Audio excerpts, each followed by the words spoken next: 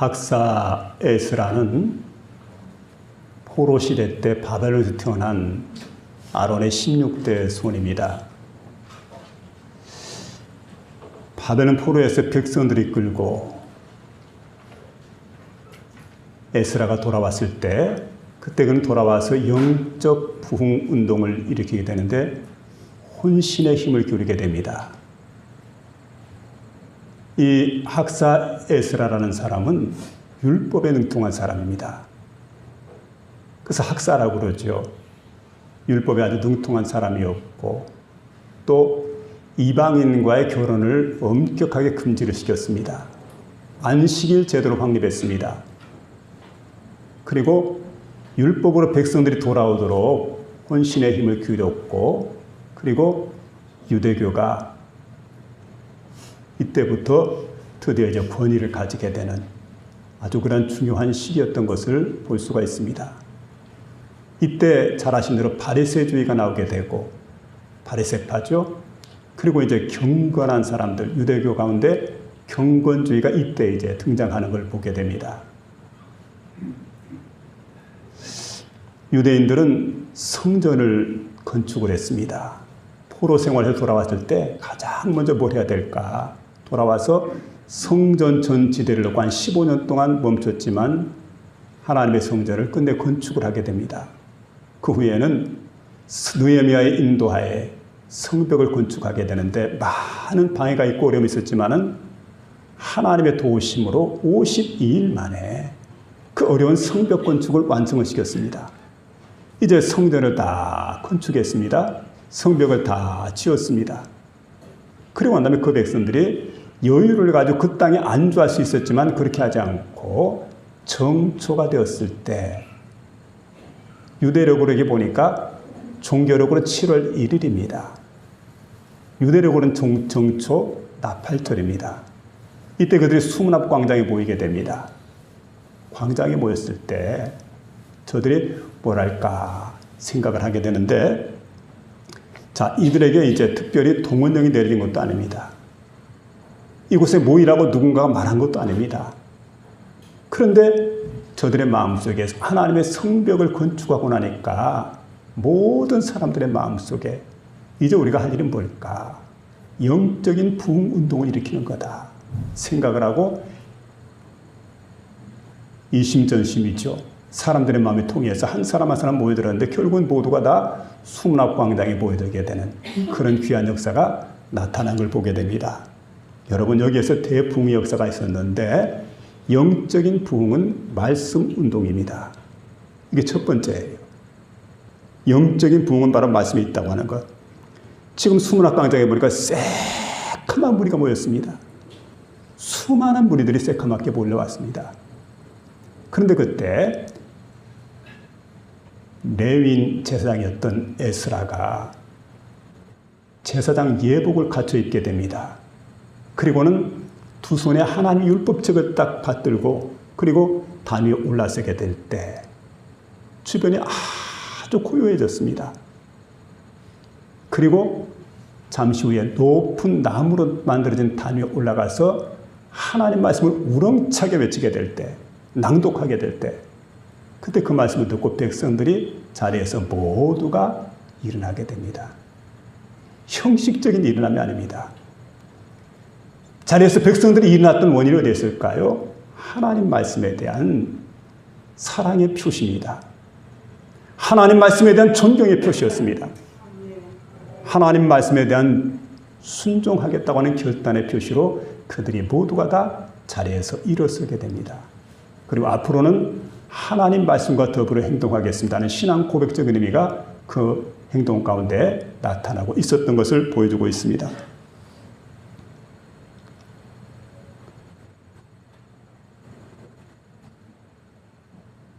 저들은 하나님 말씀을 앉아 들을 수가 없었습니다. 결단했습니다. 그리고 자리에서 벌떡 일어서게 됩니다.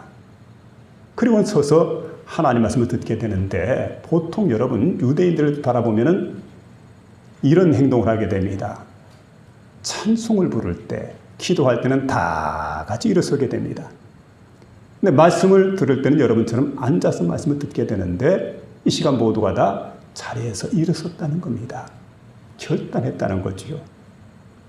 우리가 여러분 하나님 말씀 앞에서 어떤 태도를 취해야 됩니까? 두렵고 떨리는 마음. 그리고 오늘 이 주시는 말씀이 바로 그냥 지나가는 말씀이 아니에요. 오늘 내게 들려오는 이 말씀은 내게 주시는 하나님의 음성이다. 하나님 말씀이다 생각하고 그 말씀을 아멘하여 받아들이게 되는 그런 복된 역사가 그들 가운데 나타나고 있었던 것을 볼 수가 있습니다. 그러니까 여러분, 저들의 마음속에는 하나님 말씀을 사모하는 마음이 있었습니다. 그리고 간절함이 있었습니다. 러시아 정교회 같은 경우에 예배를 드리는 걸 보면 예전에 여러분 이게 러시아 정교회 전통입니다. 이 전통에 보면은 우리가 앉아있는 것처럼 자리가 없어요. 본래 자리가 없습니다.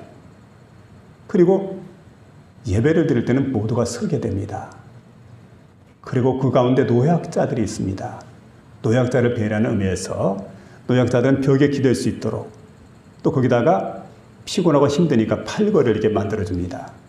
지팡이를 짚을 수 있도록 그렇게 배려해 주게 됩니다. 그런데 문제는 이 정교에서 하나님께 예배를 드릴 때 길게는 6시간까지 예배를 드린다는 거죠. 아주 긴 시간 동안 모두가 하나같이 이렇게 정성을 들여서 하나님께 예배를 드리게 됩니다. 그리고 다 같이 서서 예배를 드리게 되는데 이게 바로 에스라의 전통 가운데서 나왔던 그런 예배의 태도인 걸 보게 됩니다. 여기 보니까 모든 백성들이 서서 하나님께 예배를 말씀을 듣게 되는데 그 시간이 새벽 시간부터 정오 시간까지 무려 6시간 동안 그들은 하나님 말씀을 받아들이게 되고 하나님 말씀을 듣게 되는 그런 시간입니다. 근데 여러분 여기서 보면 예배를 드리면서 한 번으로 끝나는 게 아닙니다. 말씀을 들으면서 한 번으로 끝나는 게 아닙니다. 다음날 또다시 모이게 됩니다. 어제 들었던 그 말씀 또다시 들려주세요. 그리고 그들이 하나님 말씀을 듣게 됩니다. 새벽부터 정오까지 6시간 동안 하나님 말씀을 듣고 연구하고 말씀을 깨달을 수 있도록 힘쓰고 애를 쓰게 되고 이게 바로 이제 당시의 백성들의 모습이었던 것을 볼 수가 있습니다. 여러분 이것이 바로 이제 부흥입니다. 시편 기자도 고백을 했는데 시편 119편 131절에 보니까 자 내가 주의 계명을 사모함으로 입을 열고 헐떡였나이다. 사모한다는 거죠. 하나님 말씀은 언제나 사모하는 마음을 가져야 돼요. 하나님 앞에 예배를 드릴 때는 언제나 사모하는 마음 가지고 하나님께 예배를 드려야 됩니다. 그래야 주의 음성이 들려옵니다. 그래야 주의 임재를 내가 체험할 수가 있습니다. 예배가 사모하는 마음, 말씀 듣는 태도가 사모하는 마음이 되어야 됩니다. 이런 말씀에 대한 갈증이 저와 여러분 안에서 회복될 수 있기를 주의 이름으로 부탁을 드립니다. 여기 보니까 남자와 여자, 말씀을 알아들을 만한 모든 사람들이 새벽부터 정오까지 말씀에 귀를 기울이게 됩니다. 자, 이렇게 들었다고 하는 거죠. 근데 여러분 들었던 말씀이 뭐냐면 적절한 예화를 섞어가지고 아주 재미있게, 위트있게 하나님 말씀을 선포한 게 아니죠. 그냥 하나님 말씀을 낭독만 했어요. 낭독만 되어진 그 말씀인데 6시간 동안 귀를 기울이고 정성껏 마음을 다해서 하나님 앞에 그 말씀을 듣고 있는 그 백성들의 태도를 여기서 볼 수가 있습니다.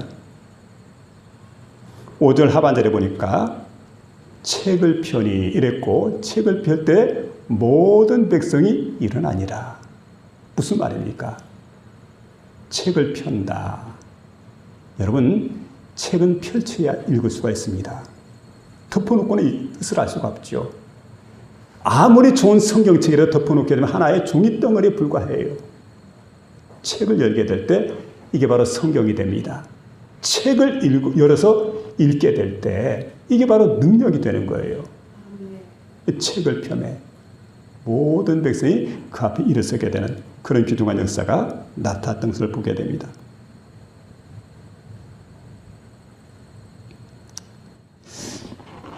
요한 웨슬레라고 하는 분이 있습니다. 어떤 날 이분이 강도를 만나게 되었는데 강도가 자기 집에 침입을 했는데 젊은 청년입니다. 흉기를 가지고 위협을 합니다. 금품을 내놓으라고. 침착하게 생각을 하다가 이런 얘기를 합니다. 지갑을 꺼내가지고 그 지갑 안에는 모든 현금을 그에게 줬습니다. 그러면서 이렇게 얘기를 하죠. 이 돈은 형제여, 이 돈은 당신이 내게 빼앗아가는 게 아니라 내가 당신에게 선물로 주는 걸로 합시다. 그랬더니 이 강도가 비웃으면서 하는 얘기가 이런 얘기를 해요. 아니 빼앗아가던 선물로 받던 어차피 내 돈인데 그게 무슨 의미가 있냐고. 그게 돈을 받아서 밖으로 나가려고 그러는데 잠깐만요. 내가 너 하나 선물 더 줄 거 있다고. 선물 받아가라고.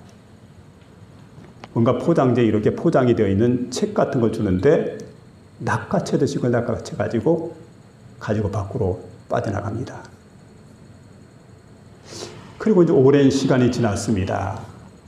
어느 날 집회를 하겠네. 집회하는 시간에 한 청년이 나타났는데 아주 말쑥한 정장을 차려입고 깨끗하고 단정한 모습으로 나타나가지고 목사님, 혹시 저를 알겠습니까? 목사님 많은 사람 만나봤지만 이 청년이 누군지 어떻게 알겠어요? 청년이 고백을 합니다. 목사님, 오래전에 제가 목사님 집에 침입했던 그 강도입니다. 그래, 목사님이 저에게 선물을 주었던 그 성경책을 내가 펼쳐 읽고서 그때부터 내가 새 사람이 되기로 마음속에 다짐을 했습니다. 성경책을 읽고 난 다음에 내 인생관이 바뀌었습니다. 가치관이 새로워져 세계관이 변화가 되었습니다. 그리고 정말 완전히 새로운 새 사람이 되었어요. 그리고는 봉투 하나를 떡 꺼내면서 이렇게 얘기하게 됩니다. 목사님, 지난번 제게 선물을 주었던 그 돈에 갑절을 가지고 왔습니다. 2배입니다. 이걸 받으시고 꼭 필요한 하나님 복음을 전하는 점 사용해 달라고. 대신에 저를 복음의 동역자 좀 써주시기 바랍니다. 여러분, 이게 뭡니까? 이게 바로 말씀의 능력이라는 거예요. 하나님 말씀의 능력. 그들은 말씀을 들었습니다. 일어서서 말씀을 들었습니다. 그리고 들으면서 하나님 말씀을 깨달았습니다. 중요한 것은 깨닫는다는 거죠. 여러분 어떻습니까? 하나님 말씀이 내게 들려옵니까? 주 여호와께서 학자의 혀를 내게 주사 나로 곤고한 자를 말로 어떻게 도와줄 줄 알게 하시고 아침마다 깨우치시되 나의 귀를 깨우치사 학자같이 알아듣게 하신도다. 하나님 말씀을 들을 때 깨달아지는 것 얼마나 귀한 일인지 모르죠. 알아듣는다는 것. 목사는 성도들에게 깨달을 수 있도록 알아들을 수 있도록 설교해야 됩니다. 잠자는 것 사실은 목사 책임이에요. 얼마나 설교가 재미가 없으면 흥미가 없으면 여러분 이 은혜로운 시간이 졸게 되겠어요. 드라마를 봐도 똑바로 정신 차리고 보는데 언제 30분 지났나 1시간 언제 다 지나버렸나 이러는데 30분 말씀 듣는데 그거 여러분 못 깨워놓고 그 목사 책임이죠. 또 한 가지 여러분 듣는 여러분들도 하나님 앞에서 말씀에 귀를 기울여야 됩니다. 그리고 깨달을 수 있어야 돼요. 이게 여러분의 책임입니다. 말씀은 언제나 깨달아져야 된다는 것. 성경책에 흥미가 없는 이유가 있어요. 왜 흥미가 없습니까? 깨달아지지 않으니까. 말씀을 깨닫게 되면은 여러분 그 책이 얼마나 흥미가 있는지 몰라요. 얼마나 좋아하는지 몰라요. 얼마나 사랑하는지 몰라요. 항상 그 말씀을 내 곁에 두고 주야로 그 말씀을 읽고 묵상하고 연구하고 그 말씀을 음미하고 깨닫고 기뻐하고 감사하고 찬송하고 이렇게 살아가는 게 믿음 생활 아니겠습니까? 오늘 여기 보니까 여러분 저들은 말씀을 깨닫고 난 다음에 울기 시작을 합니다. 왜 그랬을까요? 하나님 말씀대로 살지 못했기 때문에 회개의 눈물입니다. 은혜의 눈물입니다. 슬픔과 기쁨이 뒤섞이는 그런 그 눈물입니다.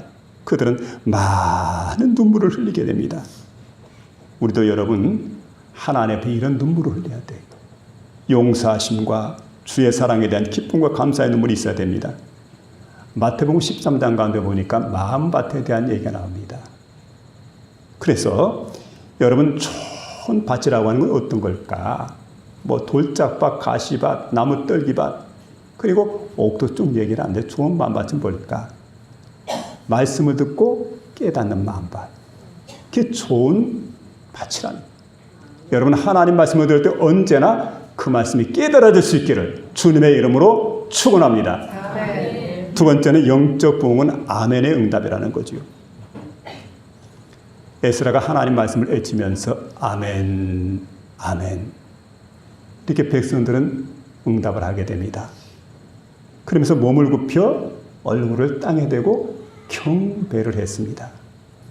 이게 경배하는 거예요. 우리 예배 형태 가운데 사라진 게 경배입니다. 정말 여러분 원래 예배는 이런 거예요. 몸을 굽힙니다. 그럼 얼굴을 땅에 댑니다. 손을 쭉 펴니다. 그리고 하나님 여호와께 경배를 올려드리는 거예요. 하나님 영광 받으시옵소서. 이러고 이제 예배를 드리는 그런 모습입니다. 놀라우신 하나님, 전능하신 하나님, 그 하나님을 찬양하게 될 때 백성들이 손을 들고 아멘, 아멘하고 화답을 하게 됩니다. 오늘 우리에게도 하나님 말씀 받을 때마다 어떤 역사가 일어나냐, 아멘으로 응답하는 복된 역사가 일어날 수 있기를 주의 이름으로 부탁을 드립니다. 아멘, 아멘. 아멘이라는 뜻은 진실로, 확실히, 과연 그렇다. 그 말씀 진실한 말씀입니다. 그 말씀 확실한 말씀입니다. 과연 그 말씀 그렇습니다. 이런 거지요. 그래서 아멘, 아멘. 예배가 살아있는 예배는 아멘이 확실하게 들려오지요. 아멘, 아멘. 백성들은 아멘이라고 외치면서 축복에 대해서 축복을 받아들이게 되고 저주를 확증하게 되고 그리고 송영에 대해서 찬동을 하게 됩니다. 저주를 확증했다는 말은 이런 겁니다. 하나님 여호와의 약속이 있어요. 약속의 말씀을 깨뜨렸을 때는 저주가 임할지어다. 아멘. 어떤 저주를 받더라도 그게 내가 달게 받겠습니다. 그렇게 하나님께 약속하는 거예요. 이게 바로 저주에 대한 확증이었다. 그렇게 이제 말씀할 수가 있습니다. 진실하신 하나님 앞에 저들의 응답은 아멘이었습니다. 아멘, 아멘. 말씀의 태도에 대한 저들의 모습을 한번 살펴보시기 바랍니다. 진실하신 하나님 말씀을 얼마나 그들이 공감하고 승복하는지, 한 말씀 한 말씀이 떨어질 때마다 그 말씀이 땅에 떨어지지 않도록 놓치지 않고 말이죠. 그 말씀을 받아 먹으면서 그냥 떨어지기가 무섭게 말씀을 마음속에 딱 받아들이고 아멘 꿀꺽 아멘 꿀꺽 하고 말씀을 받아들였어요. 말씀을 삼켰어요. 그게 그들의 모습입니다. 한 말씀도 땅에 떨어지면 안 돼. 한 말씀이라도 내 마음속에 들어와야 돼. 옳습니다. 아멘, 옳습니다. 그 말씀을 베푸신 하나님 앞에서 영혼을 굴복시게 하면서 그 하나님 말씀을 받아들이는 그 자세가 바로 뭐냐면 부흥이라는 거예요. 부흥은 이렇게 일어나는 거예요. 하나님 말씀이 내 속에 들어옴으로 내 삶을 변화시킵니다. 내 인생이 새로워집니다. 가치관이 변화되고 세계관의 변화가 오게 되고 인생관이 새로워지는 그런 놀라운 역사가 그 가운데 말씀을 듣는 가운데 나타난다는 사실이죠. 로마서 15장 33절에 보니까 평강의 하나님께서 너희 모든 사람들과 함께 계실지어다 이렇게 말하면서 아멘 이렇게 말하고 있고, 요한 계시록에 보게 되면 하늘의 천군 천사와 24장로들이 하나님께 찬양으로 영광을 돌립니다. 저는 그렇게 생각을 해요. 찬양보다 귀한 일이 되어 있겠어요. 성도들이 한 일 가운데 가장 귀한 일이 찬양으로 하나님께 영광 돌리는 일입니다. 그 어떤 일보다도. 여러분 얼마나 귀해요. 그때 내 생물이 그 소리를 듣고 아멘 아멘하고 화답하게 되고 장로들이 그 앞에 엎드려 부복하게 되는 그런 역사가 일어나게 됩니다. 여러분 아멘이라고 하는 것은 기독교 축복의 용어입니다. 전 세계 공용어가 바로 아멘입니다. 아멘하여 하나님께 영광 돌리는 저와 여러분이 다 될 수 있기를 주의 이름으로 부탁을 드립니다.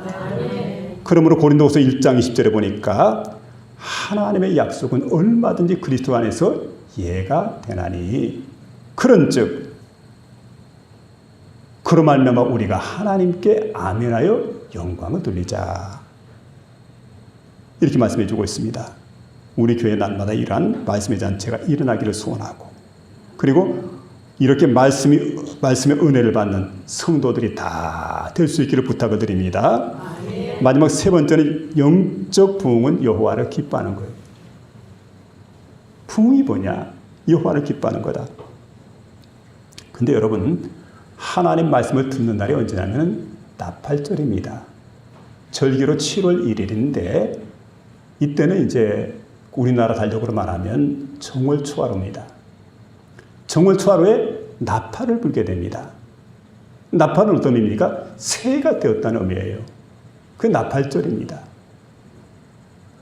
자, 나팔절은 성일입니다.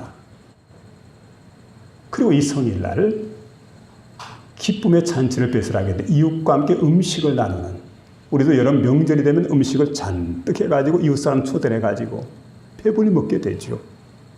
바로 이런 좋은 절기입니다. 그래서 여러분 여호와의 절기 성일을 성수하는 저와 여러분이 되어야 돼요. 어떤 날보다 절기를 소중히 여겨야 돼요. 성일을 소중히 여겨야 돼요. 그래서 여기 보니까 10절 하반절이죠. 여호와를 기뻐하는 것이 너희의 힘이니라. 교회 나오니까 슬픈 눈물 흘릴 때가 있어요. 탄식해야 될 때가 있어요. 그런데 여러분 우리는 어떤 사람들입니까?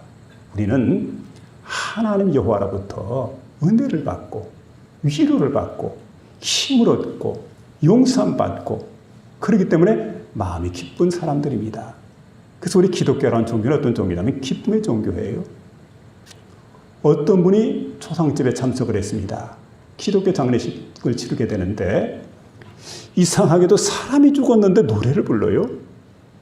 참 이상하다. 근데 아니 뭐 나중에 보니 곡하는 시간 없을까 하고 보니까 곡하는 시간 없어요. 보니까 입관할 때도 찬송을 부르고 발인할 때도 찬송을 부르고 학원할 때도 찬송을 부르고 궁금해가지고 이분이 목사님에게 물었답니다. 아니 기독교는 가는 곳마다 찬송을 부르네요. 장례식도 시작부터 끝까지 찬송을 부르고만요. 그렇다고. 그게 무슨 의미가 있습니까? 예, 우리 기독교는 기쁨의 종교입니다. 기쁨의 종교. 여러분 사람의 슬픔은 뭡니까? 사람이 헤어지면 슬픔이에요. 그러나 천국에 다시 만날 것이기 때문에 믿음 가지고 있는 사람이 영원한 천국에서 신천신지에서 다시 만날 것이기 때문에 얼마나 기쁜 일입니까? 얼마나 감사할 일입니까? 가끔 생각을 해봐요. 세상 떠나신 분들, 믿음의 선진들, 우리와 함께 신앙생활 했던 분들, 참 충성 많이 하고 떠나신 분들이 있는데 그분들 만날 날이 언제일까? 만남이 어떤 모습일까? 생각해 봅니다. 여러분, 왜냐하면 그것은 언젠가 현실이 될 것이기 때문에. 그래서 우리 기독교는 어떤 종교냐? 바로 슬픔의 종교가 아니라 기쁨의 종교다. 그렇게 말할 수가 있습니다.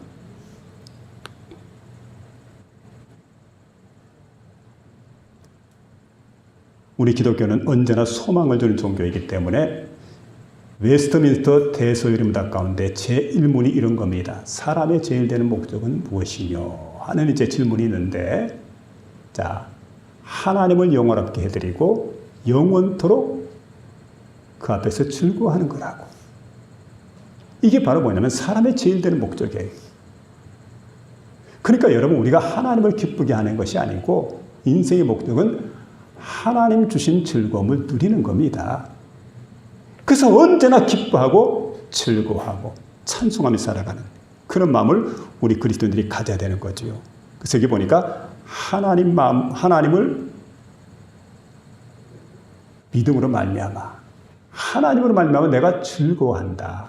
이게 인생의 제일 되는 목적인 걸 볼 수가 있습니다. 그렇게 살아가는 저와 여러분 되시길 바랍니다. 즐겁게 살아가는 게 우리의 힘이죠. 어떤 분이 암으로 죽어가고 있었더랍니다. 근데 이분이 쓴 글이 있는데 자신의 인생에 대해서 이렇게 말하면 내 인생은 참 안락했습니다. 남들의 시기를 받을 만했습니다. 근데 나는 남들을 사랑한 적이 없습니다. 그러니까 마음속에 허무감이 막 밀려옵니다. 인생이 허무해진 거예요. 세상에서는 잘 나가는데 모든 사람 행복하기를 생각했는데 그렇지 않고 마음이 허무해지고 마음속에 안녕도 평안도 행복도 없었던 겁니다. 자, 그러고 이것을 감추기 위해서 더욱더 오만해졌다는 거죠. 그러다가 턱 하고 암에 걸렸는데 그분이 이렇게 얘기를 해요. 질병이 내게 있어서 암이라는 게 내게 있어서 어떤 역할을 했느냐. 우리 가정이라고 하는 울타리, 아주 작은 울타리에 있는 행복을 뺏어갔다. 그런데 이 질병이라고 하는 게 내게 준 큰 것이 있는데 그것이 무엇이냐. 나는 슬픔을 알았다. 기쁨을 깨닫게 되었다. 그리고 하나님을 알게 되었다는 거죠. 그 마음속에 하나님을 알게 되었다는 것. 그리고 사랑을 알았다. 이렇게 고백을 하게 되는데 쓸모없을 정도로 초라한 내 인생에 하나님이 찾아왔다고 하는 것. 하나님이 찾아왔으니까 그것만큼 복된 일이 세상에 어디 있겠어요. 그게 가장 큰 기쁨이었는데 이 여성은 이제 드디어 말하겠네. 나는 드디어 행복을 찾게 되었습니다. 하나님을 찾게 되었습니다. 기쁨을 찾게 되었습니다. 그녀의 삶은 암이 있는데도 아주 행복해졌습니다. 하나님을 발견하고 만났기 때문입니다. 여러분, 우리의 존재의 근거가 누굴까요? 하나님 여호와입니다. 그분을 우리가 찾기만 한다면, 그분을 우리가 만나기만 한다면 우리 인생은 참으로 기뻐하고 행복해질 수가 있습니다. 여러분, 여기 보니까 부흥의 가장 귀한 요소는 온 백성들이 하나님으로 말미암아 기뻐하는 거예요. 하나님을 만나서 기뻐하는 겁니다. 내 인생이 오늘 시간 하나님 만나서 기쁨으로 가득히 채워지는 복된 인생 되어지기를 주의 이름으로 축원합니다.